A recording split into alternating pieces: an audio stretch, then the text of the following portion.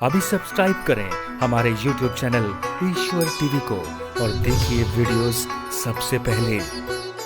वृत्तासुर पिछले जन्म में चित्रकेतु नाम के एक राजा थे। इनकी बहुत सारी पत्नियां थीं।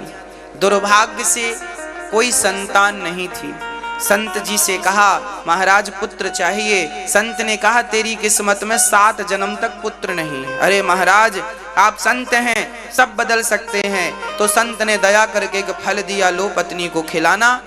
पत्नी को खिलाया, पर वो बेटा ऐसा होगा जो तुम्हें सुख भी देगा और दुख भी देगा, ऐसा ऋषियों ने पहले स्पष्ट कर दिया।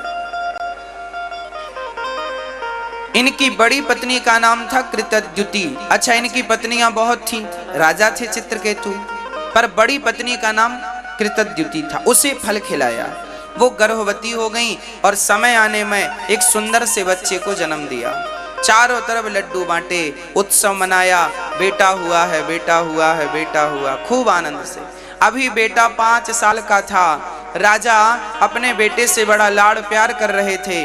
तभी उस बच्चे को उसी राजा की पत्नियों ने जहर देकर के मार डाला, इसलिए कि राजा अब हमसे प्रेम नहीं करते, इस बच्चे से और इसकी माँ से ज्यादा प्रेम करते हैं, हमारी तरफ देखते नहीं। उन स्त्रियों ने जलन के कारण उस बच्चे को जहर देकर के मार डाला। बालक जहर खाया, सोया, ऐसा सोया कि फिर कभी जागा नहीं। राजा रानी रोने लगे, विधाता तुम बड़े निर्दयी हो, मारना था तो हमें मार दिया होता, हमारे पुत्र ने क्या बिगाड़ा। तब नारद जी प्रकट हो गए।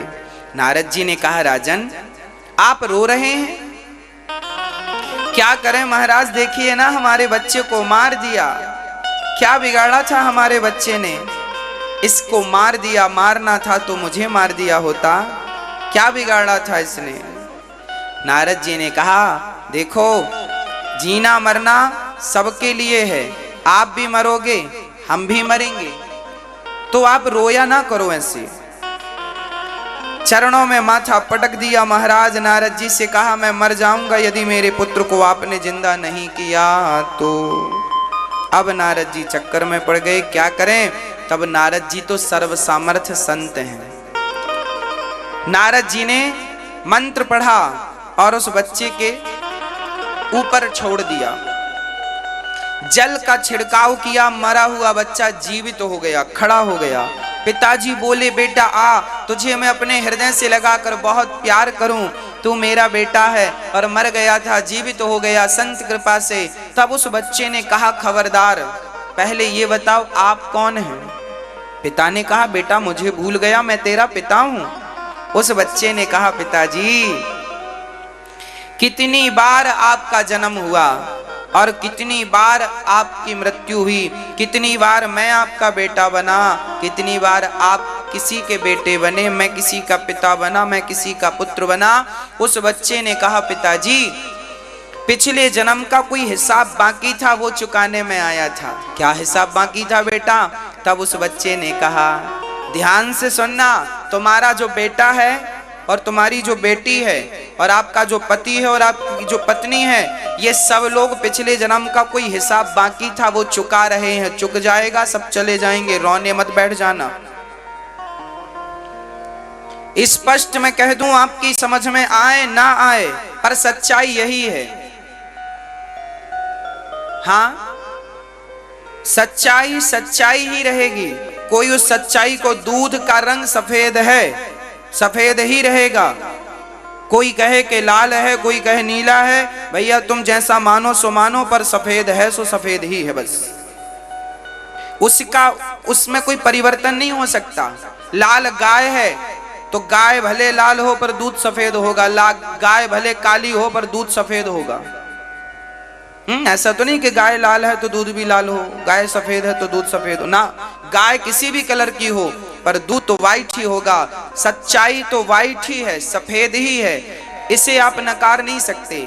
आपकी जो बेटी है, बेटा है, पति है, पत्नी है, ये चारों का नाम मैं ले रहा हूं। ये चारों आपका हिसाब किताब चुकाने से धरती पर हैं। जिस दिन जिसका हिसाब चुक जाएगा, ये जो आपका जो पति है ना, ये आपका पति नहीं है, ये कोई हिसाब किताब बाकी था तो वो आपकी सेवा करके आपको 2 रोटी खिला के चुका रहा है, और आप उसके पांव दबाकर आप उसकी आज्ञा पालन करके आप चुका रही हो। और आपका ये जो बेटा, ये भी पिछले जन्म का कोई हिसाब बाकी था तो तुम्हें मामा मामा कह करके माँ माँ माँ माँ, पिता पिता पिता कह के चुका रहा है।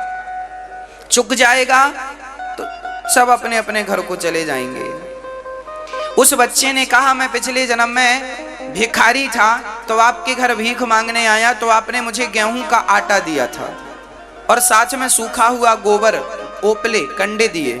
मैंने उनमें आग लगाई, ध्यान नहीं दिया, उनमें ढेर सारी चींटियां थीं, सारी जल गईं। वो चींटियां मैंने जलाई थी जो आपके कंडों से मिली, ओपलों से, वह चींटियां इस जन्म में आपके घर आपकी पत्नियां बनकर आईं, क्योंकि आपके घर से वो चींटियां मुझे प्राप्त हुई थी।